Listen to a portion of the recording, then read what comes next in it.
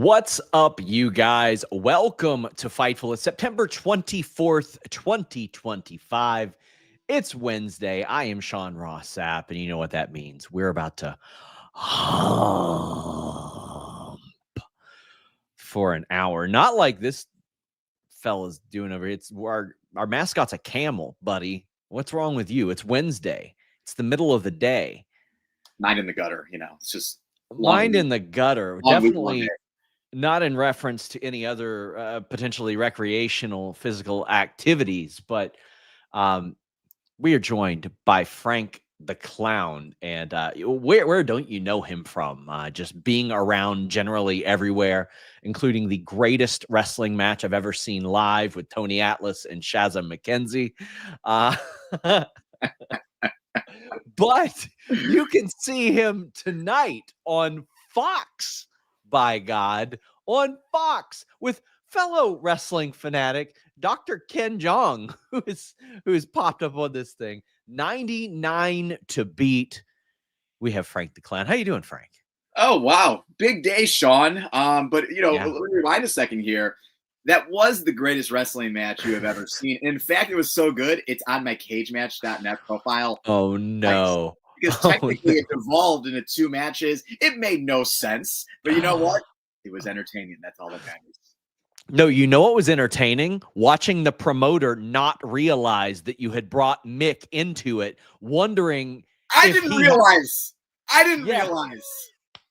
The promoter flipping out, wondering if he's got to pay Mick Foley at that point.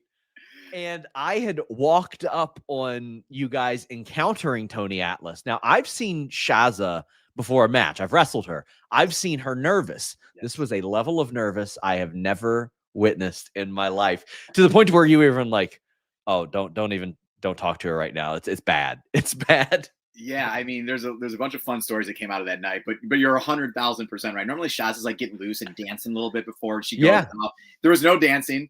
We were, pulling back the curtain. We were still calling everything about as Tony Atlas's music was playing. So it was basically uncharted waters for all of us. Also, for those who don't know, I don't really wrestle too often. Sean, I probably wrestle just as much as you do. It's here and there, right?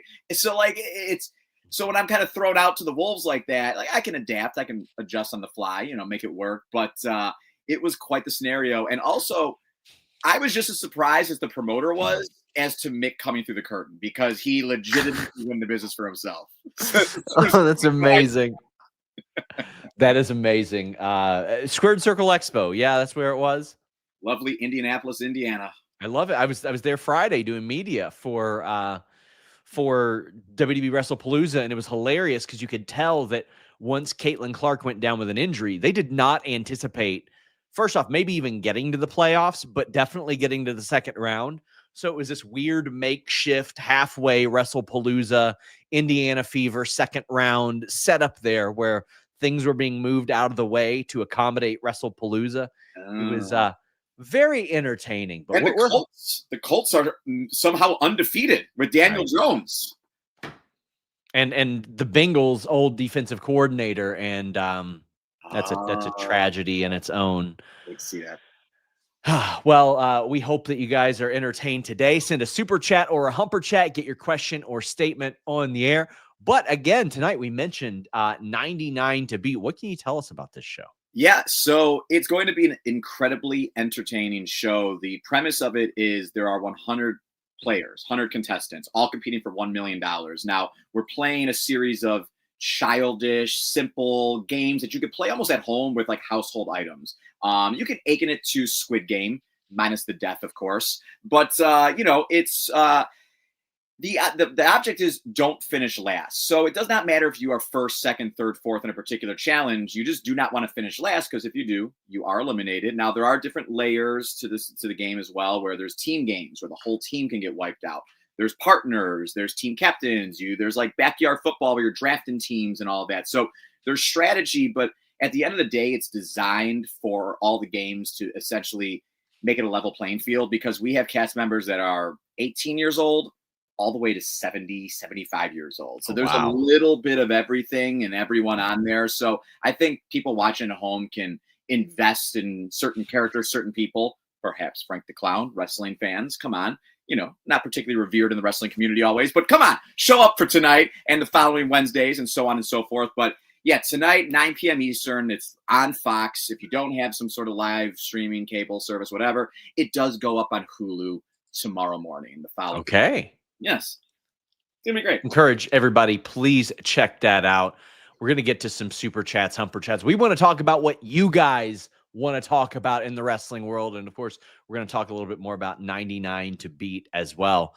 We have RM saying, what do you think will be the Mania 42 card? No to Punk versus Seth, Punk versus Cody for Mania 42. Triple H has teased it every January. Who do you see winning the Rumbles? When do you think, Sean, you will hear about the plans? Well, I mean, last year I was hearing about it around December, January, and there were a number of things that we had kind of reported were on the docket that didn't end up happening. And I was like, man, did I get bad info? Unfortunately, that big whiteboard from WWE Unreal came out and it highlighted a bunch of things that we reported. But Frank, I'm interested to see like what matches seem compelling to you for Mania, because it seems very intentional that they keep Punk and Cody on separate ends of the spectrum because they know that that is a WrestleMania main event. Yeah, I think that's arguably the biggest match they can possibly do at this stage. And they've teased it like RM has said multiple times with some little promos, little backstage stuff here and there. And people are going to be like, oh, it's not a babyface versus heel traditional thing. It doesn't matter when it's the WrestleMania main event. These two guys, obviously their stories are parallel to some degree. And now they're on this crash course. And, Punk last year got the main event on night one, but, in the back of his mind, he wants that night event as well. And also he wants to win the WWE championship. So that story writes itself. So if I'm putting a bet on what that main event's going to be, I think it's going to be Cody and Punk night 2. And I think night 1, I think it's being pretty clearly telegraphed that Roman and Seth are definitely on a crash course of their own. And that is one that they can kind of go back to an awful lot, Roman and Seth. I don't feel a great need for the vision to extend past WrestleMania because I was ready for Braun Breaker to be a main eventer like now. So from a kayfabe perspective, I'm like, what are Bronson and Braun benefiting from being behind a guy that Bronson spent 6 months of his life kicking his ass anyway? So I'm like, okay, I wonder how long that will go. With Brock back, it's got to be like Gunther, which they were planning on doing before the lawsuit happened. Obafemi, Braun Breaker, one of those guys, one of those big sirloin beef sons of bitches that we call them. And I think Brock should be putting them over. Like Cena beating him, I was like, or Cena losing, I was like, eh. But if it is to launch the next generation of sirloin beef sons of bitches, okay, I think there's plenty of use there. The interesting part is there's this new crop of women's talent that has emerged with Stephanie, especially, that has like opened up. This is a big match. This is a big match. This is a big match. So I think that one will be interesting because they haven't done Stephanie versus Becky on the main roster or Bianca, Rhea. There's a million options there. Yeah, the thing is, it's like in years past, we've kind of been able to see where plans are going around this time. Like as we get closer into like the back half of the year and the last couple months Survivor Series, we normally kind of have an idea of who's going to win the Rumble. They've done a good job in the last couple of years of kind of throwing some curveballs, especially last year with Jay. A lot of people did not see Jay coming. And, it makes it exciting because it is the most exciting time of the year. So the speculation is really a huge part of the fun. But the fact that they have so many stars and so many options of like fresh matchups and stories makes for what I believe it's going to be an incredible Mania. And some people did not love last year's WrestleMania or things that have happened on it. So I think too, WWE and Triple H, I would assume, they're aware of maybe the feedback they've gotten. And also considering we're not going to have WrestleMania in the States for WrestleMania 43, I think they're really going to want to go hard on this one and go out with a huge bang. The Line Drive says, what can be done to fix WWE's developmental pipeline issue with Nix's release that highlights a problem where talent that need reps aren't getting a chance to learn or get over despite 4 shows? Example, Carmen Thea. I don't know that necessarily there is a gigantic problem with the WWE's developmental pipeline issue. Like everybody that makes it to the AAA team in Major League Baseball is not making it to the Major League roster.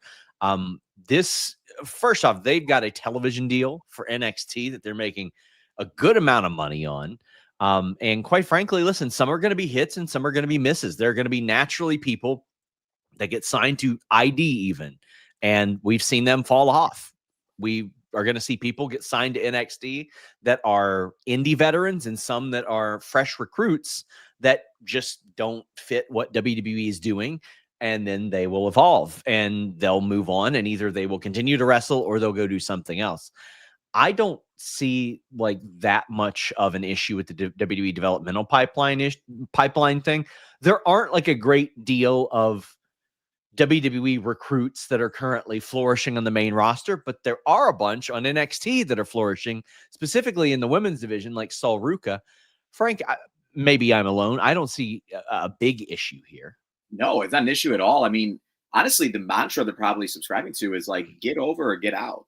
They have a whole performance center of athletes and wrestlers that we're not even aware of that aren't on TV or anywhere really close to it yet. So really, like, it's almost like a factory line. It's like, oh, if this person doesn't work out, we have 10 more waiting that hopefully one or two of those pan out to, to become a star. So I think with like a Jasmine Nix, for example, I thought she was great. I thought she was entertaining. And also in like, I haven't really seen too much in terms of details. You probably know better than I do, but like, I don't know if it was a release or if it was just a contract not being renewed, or maybe like the offer, maybe it's not the direction she wanted to go. People have to realize too, like when you're signing athletes from college or NIL deals, they might not be wrestling fans. They might not have any experience with the business whatsoever. So their love for the game and their passion might not be there, where this is kind of just a job to them. And if it doesn't work out, so be it. So I don't think, their hearts are always going to be as broken as maybe somebody who's been plucking away on the indies for over a decade. So I don't think they have a problem at all. And like you said, their women's division NXT is loaded, absolutely loaded, top to bottom, one after another. So I think if anything, the problem they have is they don't know when to like kind of elevate some of the NXT talent to the main rosters. And then once there, as we know, sometimes they do get lost in the shuffle, but it's a very, very deep roster and there's only so many spots. Yeah, I think it's more of a condemnation on some of the main roster booking and stuff like that than it is the NXT developmental situation, because I mean, like there are a ton of wrestlers that should have been good and never became good. And then there's a ton that came from the WWE system that just did really, really well, like Charlotte Flair and Alexa Bliss and Braun Breaker. They all came from the WWE system. Now, some of them had like unignorable genetics that certainly helped with such a thing. But yeah. Oh, here we go. RM says, SRS, who do you see wrestling with your BTS instincts, having seen the Mania 42 poster? Love Sean Ross Sapp's journalistic ethics and work. You hear that, Frank? God damn it. Wow. How many? You hear that? Huh? When you or you paying him? Just saying. I'm not gonna say how the conversion rate goes here with that GBP. It's favorable for me. I'll say that. Okay. Again, I think we're gonna start to hear around like December some of the plans. And I think we're going to hear that because I'm pretty sure they're already doing Unreal Season 2. So I wonder if they will change up things the way that they did it last year, because there's no way they didn't know where some of those rumors emerged from last year. I don't know if they'll look to do that, because here's what I expect out of Unreal, Frank. Season 1 was very real from what I understand. Like I was shocked. I thought it would be like gimmicky and a little bit like, kayfabe-ish. I think season 2 will be the look how much smarter we are than all of you season. And then season 3, I think, will be a work. That's how I think it'll be. We're just Yes. They get our trust. They tell us how much smarter they are, and then they work us.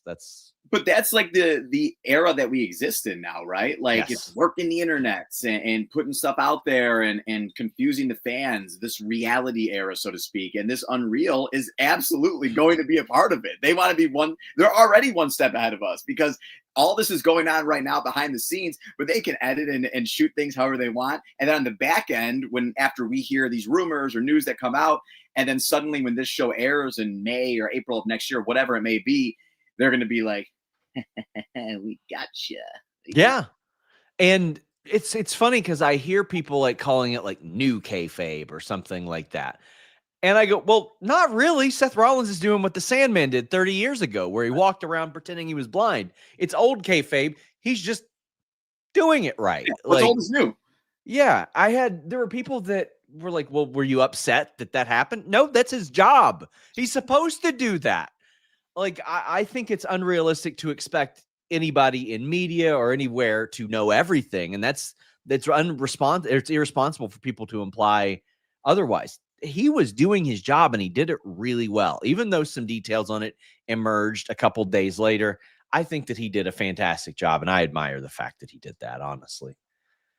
We have Just Mask saying just seeing some notable mental health improvements following a tumultuous year of crippling anxiety, ADHD, OCD issues hitting me worse than they've ever been. Wrestling and Fightful has been a huge tool to retrain my mind. Just wanted to send thanks and love. I know what happened here. He did watch that Shaza Tony Atlas match, and he said it can never be worse than that. Hey, that's what I'm here for. Putting smiles on faces and helping out the mental health game. I'm an ally. And you know what? We hit rock bottom, only uphill from there, baby. The moment that match was announced, I started to pitch stuff to Shaza. Because like when we had our match, my line of thinking was, okay, I'm doing this to generate some charitable donations, but this is her job, man. Yeah. So maybe I can help her sell subscriptions. So we did a atomic drop spot where her ass broke my knee. I was like, cool, great way to get people talking about that. But as soon as I saw Tony Atlas, I was like, oh, Shaza, you got to put him on the outside of the ropes and do your kicks, and then he just licks his lips. Yeah. Like, come on. Come on now. It's something because like when you approach, and I've dealt with in my role in wrestling, a lot of times I get paired up with legends and whatnot. And sometimes, be perfectly like blunt here, like you never know what you're kind of going to get out of those guys on a night-to-night basis. They've been there before. It's just sometimes just a payday.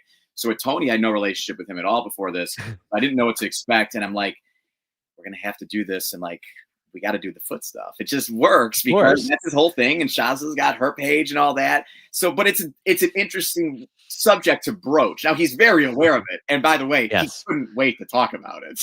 Of course. Wait to show photos and videos and really give us the very explicit details of the, for lack of a better term, fetish that he has. With Shaza, she has her own side of the story when it came to this, but that's for another time. But yeah, it made sense. And even like we did a bit on the promo where I was like, and I'm like talking to her, but I'm talking with the microphone low, like as if, the crowd can't hear. And I'm like, don't let him touch your feet. $11.99 on OnlyFans. That's the only way he's getting your feet. $11.99 on OnlyFans. And like, but he was great. It was fun. It was cool. It went on for 20 minutes, by the way. It did. I was there. Minutes. I was there. Oh my God. I was there for every excruciating second of it. It happened. It definitely happened. It sure did. Josh Morgan always sends a generous super chat. He says, hey, Sean, wondered if you've ever had trouble staying engaged with WWE's product, the way they've aligned themselves politically, i.e. the Saudi deal, and publicly being present with the Trump and his agenda. Well, I mean, like, listen, I don't think it's difficult to see where like my political stances land. I want human rights. That's the long and short of it. I want free speech. That's it. I still have to cover it. Like the jobs of 40 people at Fightful depend on us still covering things like that. I see a lot of people say only cover scandals, only cover this. I'm like, well, that's a great way to drive us out of business. And again, put 40 people out of business. There are a lot of people who do tune in to watch us cover wrestling. There are certain things, there are certain nights where I'm like, guys, let's not live tweet this. Let's not talk about things when something like this is unfolding. I don't want to make light of things when something very serious is going on. There's certainly, I mean, listen, I don't think WWE should be involved politically. And that's something actually people who criticized Vince will even come to me and say, he tried to stay neutral politically to not divide a wrestling audience. But yeah, I mean, there's times I'm like, what? Why are they doing that? Why are they doing that? Joshua says, Twitter X is a cesspool. This MF spitting. Yeah, you're not allowed to have an opinion on Twitter. That is for sure. That is absolutely. Josh, now you're just getting in our ass over it. says, how awesome would a 3-man band reunion be? Well, they reunite every so often, Frank. They post the pictures together and all that. Friends. They're boys. They're a band. The band it broke up adjacent. I don't know if people are clamoring for it on television at this current moment, but it's nice to see a photo that calls back to it every so often. Well, there's one that hasn't won the world title. I'm ready for that Heath world title run, that redemption run. That's my guy. I love him. He's great. I'm here for it. Yep. He is the most fun person. Like, he is 100%. hilarious. Just a wonderful gentleman. But I like all three of those guys. Oh, women's tag titles being announced tonight. Frank, I have been clamoring not for AEW women's tag titles. I want world women's tag titles. That way, if you get in a situation where you're like, oh my gosh, we don't have enough room creatively on this show for these tag titles, you can go over to ROH, put them on that program, do a little bit of everything. WWE's certainly leave a lot to be desired. I'm hopeful maybe AEW can learn from some of that.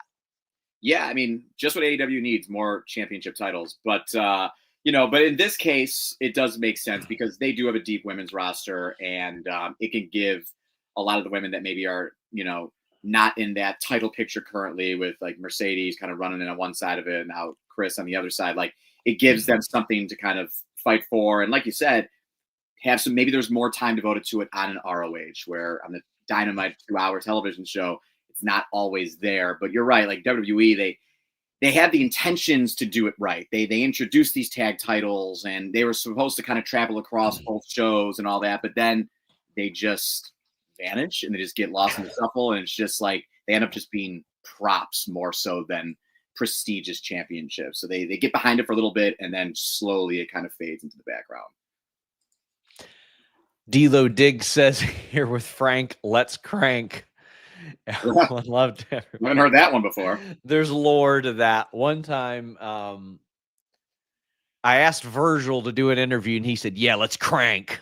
And I go, "It's Virg." Yep, that tracks. Like, all right.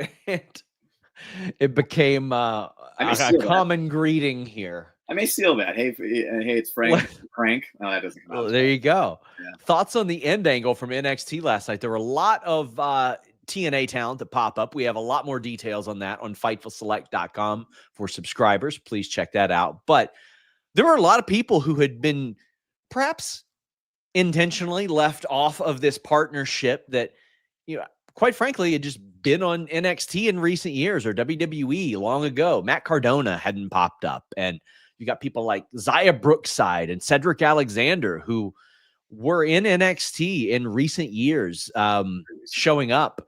And, a lot of people love a good invasion angle. There's something taboo about that, to where we still live in the 2000s mentality of, you're not supposed to mention them. We know there's a partnership here, but how'd you feel about what you saw last night, or the clips that emerged from such? Wait, did you say that Matt Cardona popped up on NXT? I wouldn't have known, just because, he's only posted 100 times about it in the last 12 hours. I had no idea. I'm personally surprised he'd even be willing to. That's actually a great point. But, if I know Broski, like I feel like I do, he's not turning down an opportunity to get in front of the big lights and the camera. Like he wants, if for nothing else, he wants that content, because he's going to be posting about this. Of course. He dies. Of course. Like, I mean, I like that too. I mean, there are natural inquisitions as to people going like, well, Cedric just got fired from there, and now they're using him on their TV again.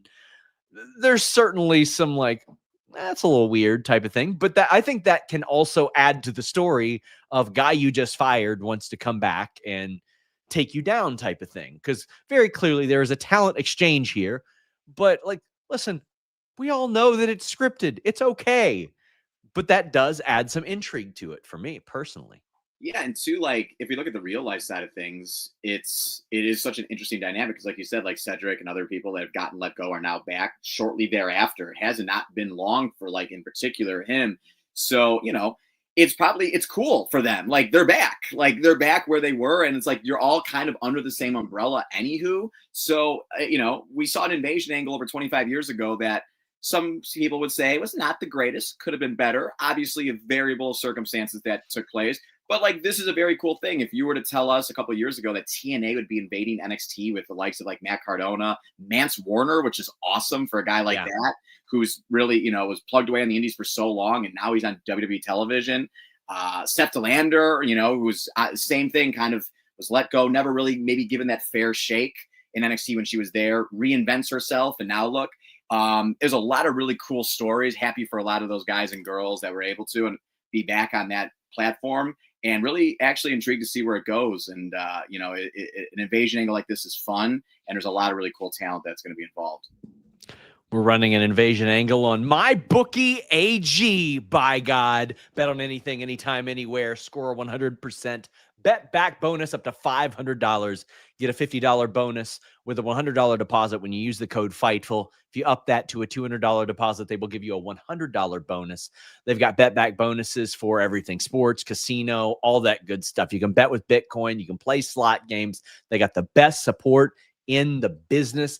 This week, I hit on the Ravens-Lions game with the Jahmyr Gibbs running yards. And let me tell you, as David Montgomery was racking those yards up, I was like, hey, calm down a little bit. Let Jahmyr get some of those yards, but it worked out well for me. I went the over on 57.5, so I ended up winning. I also, won last Thursday's game, the Bills, the money line. That was easy.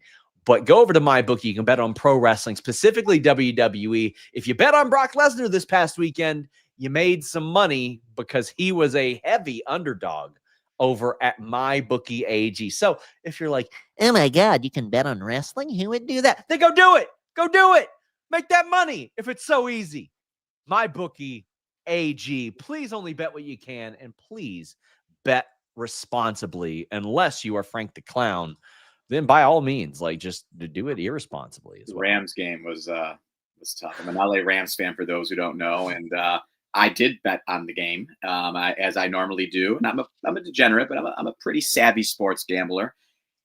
And that was not the most fun game to watch, especially in the second half. As I imagine, it was not fun for your Bengals to. Are they? Yeah. I think the Vikings just scored again, actually. I mean, they single-handedly got beat by one defensive back. The one defensive back outscored the entire Cincinnati Bengals team. Frank, I am not a vacation guy. I can handle maybe one night, overnight, and then that's it. I have a vacation scheduled for next Monday. It's in Denver for the Monday Night Football game, of which I am not excited for whatsoever. Ugh. It's a good defense there. That's tough. That's a tough place to play. I don't know. Jake Browning, he might be shaking his boots a little bit. It's bad enough to where myself and many others are like, can we just give up a seventh for Jameis Winston or Russell Wilson or somebody to throw moon balls to make it entertaining? You got Jimmy Garoppolo over here in LA, you know? Yeah, legitimately. I think that Jimmy Garoppolo would probably be the most appropriate fit for somebody that had like Joe Burrow's spot. Like, you don't expect him to run a ton or anything like that. I would love Jimmy Garoppolo. As soon as the Vikings fielded Carson Wentz, I was like, this is going to be bad. This is going to be bad because he's at least competent. And we football. John, we care so much about these grown men in pads throwing a ball around. They affect our well-being over the course of a week. It's really kind of sad when we really break it down. And I'm going to be there. I'm going to stream after every game on Common Bengals W, my little vanity project. I gave up late last season. I did a thing for another sponsor where I live streamed the entire Ravens-Bengals game on Thursday night, of which the Bengals got hosed and they were like 4-8. And I was like, no more. And then they battled back, but this year's a lot, but I'm going to stick through it. But John says, just tuned in. Sorry if asked already. With Mania going to Saudi, will they put on a Mania 2 or another super card here in the States to compensate? So Frank, FightfulSelect.com had reported a while back that WWE had, quite frankly, strung along Saudi Arabia for like 8 years on WrestleMania. They had pitched like, oh, well, maybe we'll do a super WrestleMania. The greatest WrestleMania. The greatest. And Saudi was like, we don't play that shit anymore. you're going to do a real WrestleMania here. Or else. That's not what happened. Not that part. But they probably were like a lot of money if you do a real WrestleMania, to the point where WWE is like, yeah, New Orleans and Indianapolis can kiss our ass. We're just going to go there. So what I had been told was that they're trying to establish WrestlePalooza as like a tentpole event, like a big event. That's why they loaded it up with some big matches and, you know, a lot of pomp and circumstance. I don't know if how the card ended up did them any favors establishing it as like one of the biggest shows of the year, but they still have, you know, Money in the Bank, Royal Rumble, SummerSlam. I just believe that they'll try to do that. I feel like if you put another WrestleMania throughout the year, that might actually strain the Saudi relationship that they clearly don't want to strain. But what are your thoughts on this whole situation? And I think it's just one WWE fans are going to have to swallow here. Yeah, I mean, it was inevitable.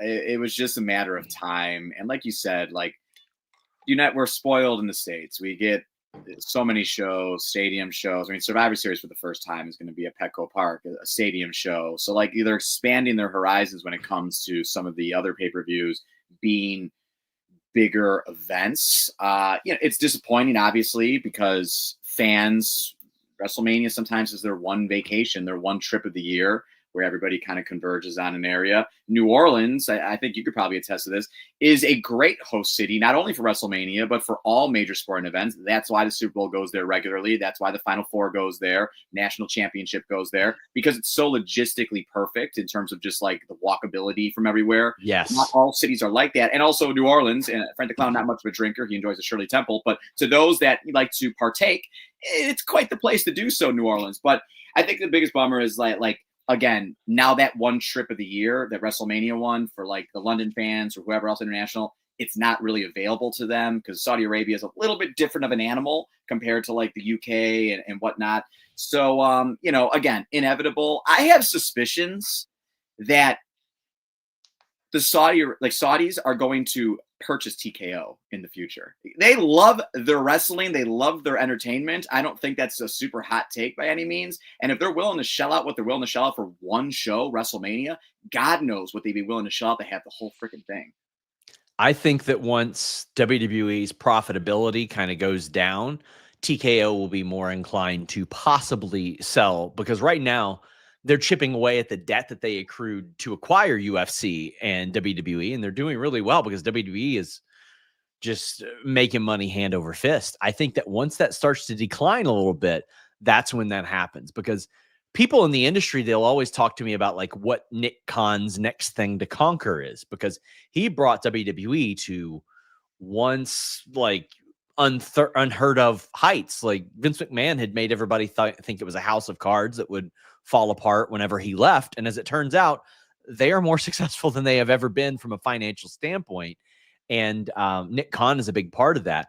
So like, what would be his next thing to conquer? Well, maybe another acquisition of WWE or TKO would be one of those. I could see him heading over to like an NFL or NBA or something like that, negotiating their rights fees, stuff like that, because he's the best in the game at that as well. Yeah, he's something else. And I think too, like, it's always what's the next move, what's on the horizon. They're always thinking a couple steps ahead. And you know this, like, people speak so highly of Nick Khan in the industry. Like, they're like, this dude is a straight up gangster. Like, he is the man. So I think it's just all about the business, all about the dollars. Meet Norma says, just slept at a weird angle and had to pop my dick, man. What kind of show are we on here, Sean? I don't know what kind of show is NXT, because that's what Booker T said a couple weeks ago. He came out there and he goes, I gotta pop my dick, man. What does popping a dick even consist of? I mean, there's probably some different scenarios there, but never mind. Let me see here. Where is it? I'm sure we've got the overlay, the video here. It's gonna frighten is this it? Here we go. I gotta pop my dick, man.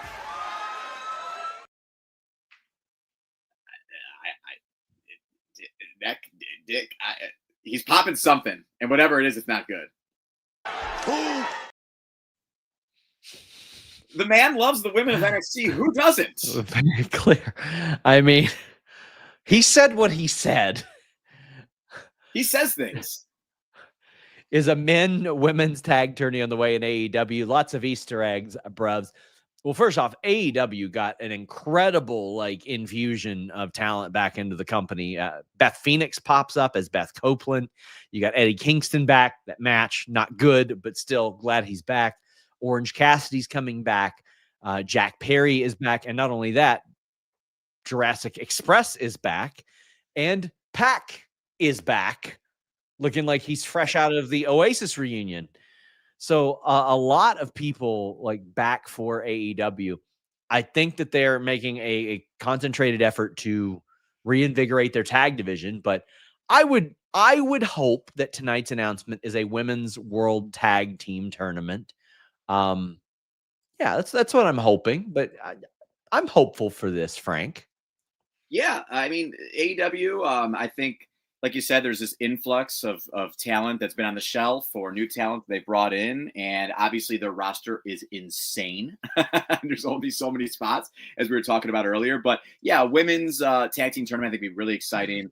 And they have more than enough women to pull it off. They've already established alliances and teams over the past couple of months anyways. So I think it just makes perfect sense. And they might have already obviously been looking ahead to this. So I think it'd be a really good addition for them. Nico says, compared to the Raw women's roster, SmackDown needs some depth. What NXT women would you bring up to SmackDown to fill it out a little more? Well, I would switch some talent, Frank, but is there any talent that you see on Raw that could go over there, or NXT talent that could be brought up? Yeah, I mean, NXT, you got your pick of the litter. Sol Ruca obviously jumps right off the page. She can be there right now as a babyface and be a legitimate competitor for a title. Obviously, Jordan Grace, more than ready to go, been ready, would bring a whole new element. And obviously, there's all kinds of dream matches there. We're just talking about muscle mommies. We got Jade, we got Bianca, we got Rhea that she can square up with. Jada Parker also has been kind of introduced in the Rumble and all that, and seems like she's on the fringe. She's done really done all you can kind of do there. She hasn't won the belts there. Was she North American champion? Maybe, perhaps. Yeah. But, she hadn't won the NXT women's title, but I think she brings a little bit something different to the table that they don't really have at this current moment in terms of that attitude and kind of the swag and all that. So again, we can mix up the Raw and SmackDown as well, just to kind of freshen up some rosters. But when you have these women in NXT that are just ready to go, like a Fallon Henley, Fallon's been there for years. She looks great. She can work babyface, heel, both sides of it. Obviously, very well renowned before WWE on the Indies and all that. So there's a litany of women that are probably chomping at the bit to get there. And then once they get elevated, I'm sure there's a bunch of women that are just waiting in the wings at NXT. And Shawn Michaels is like, here you go. There's some really good depth there. And not just that, there's a lot of good free agent women right now, indie, Brittany Brooks is going to be a TV star. J-Rod, who just got on American Gladiators, is such a sure thing that I can't even believe it. It's funny because I see Triple H saying at the Performance Center, there are 10 women to every guy that's ready. On the indies, there's 5 to 10 women that from a presentation standpoint get it more than the men do. But just to mention some people that you didn't mention, first off, I think Chelsea Green should swap over to Raw or something like that. I think that would be a nice stretch, but I think that Wendy Chu under her old gimmick could do a good Santino-esque type of thing on the main roster, or Ariana Grace. I think that she would be very good for the main roster. I've always thought Ren Sinclair was made for TV. When she was doing main character Maddie on the indies, it was so good. It was always so entertaining. And man, you can go back 3 years and find tweets of me saying JC Jane is a main roster wrestling star, and I'm very glad she's getting the opportunities now. But there's a lot of depth there. It's just there is also room to use them. The women's tag division, the U.S. title division on SmackDown, there's room. Yeah. It'd be interesting. BL says, after seeing pictures of Rio, wondered You've ever been misted and how hard it is to remove from the skin. Have you ever been misted? Surprisingly, no. Lance Archer spit like chloroform in my face, but that wasn't kind of the same. So, have you ever had any hair dye incidents? Hair dye incidents. Every time I dye my hair, it's an incident because of the whole process. But no, luckily, fortunately not. Now I got to take care of this hair. It's expensive and it needs to be handled with great care. Can't have warm water on it. Got to use certain products. So I'm very particular with it, but luckily we avoided disaster. So I didn't have a mist situation, but in one of the first matches I ever had, God, like over 10 years ago, there was a guy I wrestled who was very clearly influenced by Jeff Hardy and did the whole body paint thing. And let me tell you, he got absolutely reamed by the promoter. I didn't have to go off on him, but it got all over me. It was so bad, and it's slippery and slick and it's hard, but it got all over the canvas, and you can't really clean a canvas like that. You can do the best you can, but it got all over the canvas and ruined it. And it was easy for me to get off of me, but not easy to get off the canvas. It's funny because I have been misted. It just took a second. I've had such wacky moments in my wrestling career. I've been blood misted by Gangrel. Oh, God. I've been blood misted by Gangrel. And guess what, guys? Spoiler alert. It wasn't great. And I wore all white. I mean, what a coincidence that was. Oh, I love it. And I have not worn said white outfit since then because guess what? It's covered in blood mist. You know, this is where wrestling comes full circle. I did an impaler to Shaza in front of Gangrel at Squared Circle Expo a couple of years before your spot. Some weird shit happened at Squared Circle Expo. I love it. I love it so much. I got chokeslammed by Hornswoggle at Squared Circle Expo. Don't even start on Hornswoggle. Like, he'll beat the hell out of you. It seems he's like, brilliant. He's a brilliant man. He is. But it seems like potentially could Sean Ross Sapp and Frank the Clown be on a crash course of our own for Squared Circle Expo? Because we've been saying parallel universes at Squared Circle Expo and on the internet as well. I'm just saying that's a match that the people may really want to see. What will happen is we will both be standing next to each other, and Tony Atlas will jump off with a missile drop kick and get us both in the face. That's what'll happen. Most likely scenario. Just Mask Does Wrestling says they're not tweets, they're excretions now. Ew. Terry Allen Jr. says, what are some of your best old wrestling themes that'd be good for, like, he says, like MP3 or whatever, like back in the day that you'd have on there. Batista's an easy one because I was a Saliva guy. What were some of yours back in the day? I love the Orient Express's theme song. Okay. Banger. Just put it on the car, turn up your volume. Trust me, it's a banger. But yeah, of course, John Cena Basic Thugonomics, absolute classic. Sexy Boy Shawn Michaels, obviously super timeless. I loved the John Cena Untouchables song that he did that was always rumored like for a heel run. It was just a good ass song. Like he was just loyalty, respect. Yeah. But like honestly, anything Saliva contingent, man, the Dudley Boys had like 6 themes and they were all slappers. They were all really, really good. Jericho, King of My World, fantastic. Oh God. That was a good one. Terry, thank you so much. Do you know Shayna Baszler's deal is an NXT? She doesn't have a deal right now. She lives nearby. She comes by and helps. They're kind of kicking the tires from what I understand. I'm surprised to not see her taking bookings yet, but I would also be shocked if she isn't working a ton of blood sport stuff in the future. But yeah. Tin Ruza says, love Dorijo. Gail been fed brainwash. Love Kenny. Now listen, I appreciate the super chat, but I don't know if you could say Gail Kim, of all people, is fed brainwash. The woman who rolled out of the ring during a battle royal and left.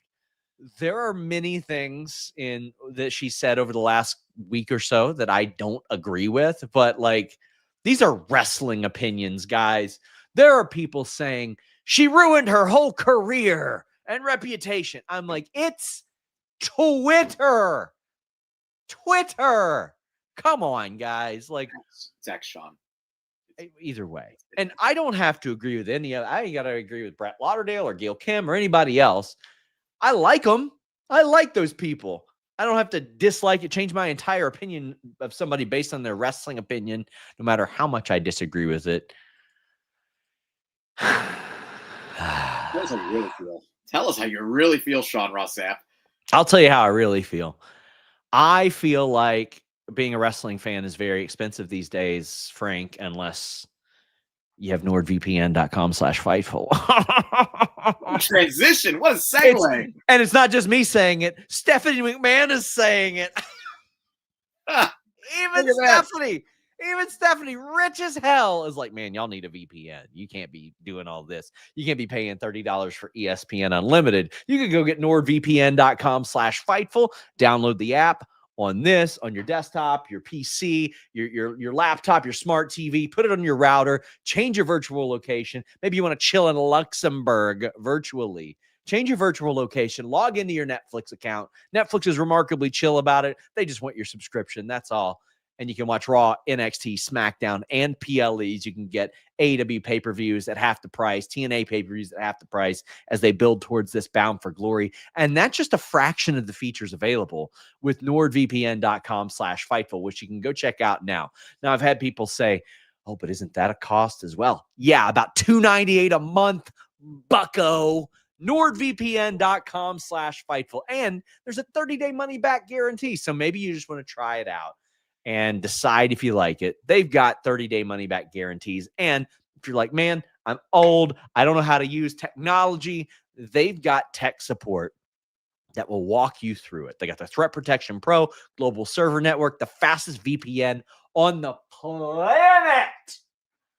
NordVPN.com/Fightful. Yeah, I can't speak for other planets. I don't know if there's a VPN on Mars that's faster. Probably not. I doubt it. I'm like the fastest one. And again, not just me saying it. Stephanie McMahon says it. BuzzFeed says it. Forbes says it. Yahoo Tech, Huffington Post. And if you think I'm lying, you can go to NordVPN.com/Fightful, scroll to the bottom of the page, and read all of those testimonials. And somebody's about to testify on your ass, Frank. Van Twinblade says, 2D Lynn is waiting for you, Frank. Watch your back. Chicago sucks. Waiting for me where? Outside of my home? In the bathroom? Yeah. Where is she waiting for me? 2D Lynn can say what she wants and do what she wants, but she knows who the king is. Another phenomenal free agent talent. Hate to tell you, Frank, but 2D Lynn is remarkable. Parker Hines says, did Cena have any input for Cena versus Styles? This whole retirement run feels like there was not a lot of thought put into it. Well, I would be happy to bury Triple H for bad creative, but I don't feel like it's all his fault. I don't think that he expected The Rock to show up, do this huge headline-making heel turn with John Cena, and then just be like, see ya, my work here is done. Of which The Rock admitted he called Cena and Cody and said, my work here is done. To which my reply would have been like, not really. Not really at all. It's clear this did not go the way that they anticipated, Frank. But quite frankly, the reason that Cena Styles was built the way that it was is because Cena doesn't have any more TV dates before Crown Jewel. But what have you thought of this? Yeah, I mean, obviously, like you said, like, things changed across the year, and The Rock and Travis Scott and all that really affected things. And, and I'm sure if they could do it all over again, they would have pivoted differently on the fly. But for what it is, like, at least we saw this different side of John Cena for a little bit, whether people enjoyed it or not. It was intriguing when it happened. It did the numbers they wanted and generated probably the revenue that they wanted. But now we're now we're in the home stretch, and it's great that we're getting AJ Styles. There's rumors of a Dominic Mysterio situation developing. I think the War Games match is going to be an all-star team versus an all-star team. So I think that people right now maybe are judging a little bit too harsh. Let's see it all play out. Let's get to the finish line in December, and then we can kind of go back and look at it then almost as two parts to a whole, where you have kind of the pre-SummerSlam, post-SummerSlam, and we've gotten some really good matches along the way. So I think that it'll be looked back more fondly in a couple months, maybe than it is right at this exact moment. We've got Sir Life. Oh, this is a great show, guys. What's going on with AEW being told they're free to explore other TV partners? Okay, friend, thank you for sending the super chat for this. I would encourage you instead to take that money, head over to FightfulSelect.com, subscribe there. That way you won't be subjected to grifters on social media who take things that I say and twist them. I was talking about WWE, AEW, the rumors of purchases and mergers and all that stuff. And people said, oh, well, this is going to affect AEW with all this stuff. And I'm like, guys, this is not like 2001, where Warner Brothers owned WCW. Tony Khan owns AEW. And I said, worst case scenario, they don't have a TV deal. Well, guess what? If Tony Khan wanted to, he could put the damn show on YouTube. He can do that if he wants. He isn't doing that. That's not happening. It's not at risk for happening. But it's not they're being told that they're free to explore their TV partners. When they added the Collision deal with AEW and WBD said, okay, well, we want exclusivity to your product. That's why Dark went away. And that's why you saw them put a little bit more into ROH, because that's a separate entity. However, when the new deal was negotiated, AEW said, we want our exclusivity back. That way we have the ability to talk to other partners along the way, because they've got less hours on TV than they did last year. And that was just something that AEW wanted back. It's not being told they're free to explore other TV partners. They told WBD they wanted the freedom to explore other TV partners throughout the duration of this deal. There were a lot of, I don't, quite frankly, really fucking stupid people that just lied about what I said. So there you go. There you Good go. promo. It's a good promo. Skull Vikes. Yeah. Got it. Quote, we're planning to feature several wrestlers you don't usually get to see, Rossi said about their Grand Destiny show, which seems to basically confirm EO for the show. I mean, listen, that would be good. I mean, EO being featured anywhere is good news for me. I think she's one of the best wrestlers in the world. It would not surprise me to see Dakota Kai pop up in Japan sooner than later. I don't know if it will be there, but that wouldn't surprise me at all. Wouldn't surprise me in the least. I think that EO has just had an unbelievable year, and she deserves a little bit of everything. Any updates on Wesley? I haven't seen him on TV much. I actually don't have any updates on Wesley. I haven't seen him since the Javon Evans match. I will ask about this, Jay Miller. I promise. I apologize that I don't have an answer. Love Wesley. Ooh. Van Twinblade says, real talk though, Frank, the match between you and Tootie Lynn at Grandel Wrestling was gold. Hope to see it continue sometime. She's with WoW right now, but I hope someone picks her up because she's a legend here. Tell us a little bit about that match. Well, it was, Frank the Clown did not participate in said match. He was managing Missa Kate against Tootie Lynn, and then the St. Louis Blues mascot decided to stick his nose in business in which it did not belong.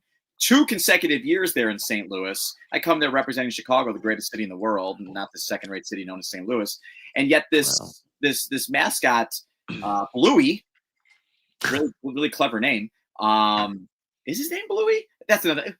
I think it's a cartoon character. Neither here nor there. But decided to lay his hands on Frank the Clown not 1 year, but 2 years in a row. Stone Cold stunned me, beat me up, and put my jersey, my Blackhawks over my head, and did little hockey fights. So Tootie Lynn decides to continue to hide behind this giant blue entity.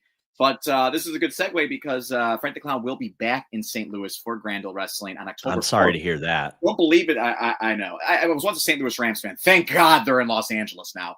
But October 4th, St. Louis, Grandel Wrestling. It actually might be on the Illinois side of the border. I forget, but it hasn't been announced yet. But I'm announcing it now. So if Tootie Lynn's going to be there, she better watch her back. And that stupid bear mascot thing monster decides to stick his nose again. I'm a big Missa Kate guy too. I think she's great. 2 of us. Yep. Love Missa Kate. She's fantastic. Guys, please leave a thumbs up on this video. We would greatly appreciate if you all did that. Also, we thank Frank the Clown for joining us. Frank, before we go, tell the people where they can find you and tell us a little bit more about 99 to beat on Fox tonight. You can follow Frank the Clown on the old X and the old Instagram at Frank the Clown _. Frank the Clown is traveling the globe, being the most decorated manager in independent wrestling history. It's facts. I dare you to challenge me on it. And he has a long schedule of events coming up over the course of the next couple of months. Chicago, Florida, St. Louis, California, basically anywhere and everywhere. But most importantly, tonight, in just a mere, let me check my expensive iPhone here, about 5 hours, we're going to 6 hours, 8 o'clock Central Time, 9 p.m. Eastern. Frank the Clown's in Chicago currently. 99 to beat. It's going to be on Fox. If you're a fan of the Rob Lowe's The Floor, it airs immediately after the season premiere of The Floor. This is the series premiere of 99 to beat. It is an incredibly entertaining show. There's other familiar faces on there from The Challenge, from Survivor, Big Brother. We have some childhood actors and stars on there from the Disney Channel, from Power Rangers. It is something. I am representing pro wrestling on said show. I am Frank the Clown on the show, hosted by notorious wrestling fan / Mark Ken Jong and the lovely Aaron Andrews. It is insane. It is very gifable. It is very memeable. We are put in very precarious positions playing these very strange games like melting a brick of ice with our body heat and nothing else. You can imagine how that looks. But again, if you don't have Fox or you don't have a live cable provider, it will go up the next day on Hulu. They may or may not be doing a free trial. You should probably go and take advantage of that. And need you to share, post about it, hashtag 99 to beat Fox. Perhaps Frank the Clown won $1 million. And God knows how insufferable I will be if that is the case. We got a couple more super chats before we wrap up. BL says, how would Frank the Clown come out on top of a death match between Bozo, Ronald McDonald, and Krusty? Well, I did post today that technically in canon, Jungle Boy Jack Perry is Krusty's nephew because Luke Perry was Krusty's brother. Mm-hmm. So you got to take that into consideration. There's the whole Grimace thing, although you do have a pretty famous fighting wrestling family that you could probably bring into the fold as well. Yeah, you know, I've got some experienced people, we'll say, in my corner. You could read between the lines there. But Frank the Clown's been in some deathmatch adjacents over the years with at the likes of Circle 6 with Casanova Valentine and Puff and Lindsay Snow. Hell, he wrestled inside of a War Games steel cage with glass all over the ground against Matt Cardona for the GCW title. Yes, did Frank the Clown lose in 12 seconds? Perhaps, but guess what? That's experience you can't get anywhere else. So Krusty, Jabroni, Bozo, Chicago, respect, Jobber, and Ronald McDonald. I'm more of a Burger King guy anyways. Misfit says PW Torch claims Nakamura's deal is not being renewed. Any truth to this? I will find that out very shortly. That is something that I've been kind of tracking for a little bit and trying to determine, you know, what's going on with his status. I haven't seen that report though, so I will track that down. I will see what I can. Terry says the question is, are the old wrestling themes that they bring back just stored? Confused as to why Johnny can't use Rebel Heart. It's a licensing issue to where they don't want to use all the old CFO's themes because there's a licensing dispute that happened there with one of their publishers and things like that. But yeah, they've got all of them stored and ready to use in the event that they need to use them, Terry. But sorry for misinterpreting your question. But Frank, I want to thank you so much for joining us today. Oh, what a sweetheart. Does this mean we're acquaintances now? What we are. How would you define a relationship? We don't hate each other. Are you sure about that? No, I'm not.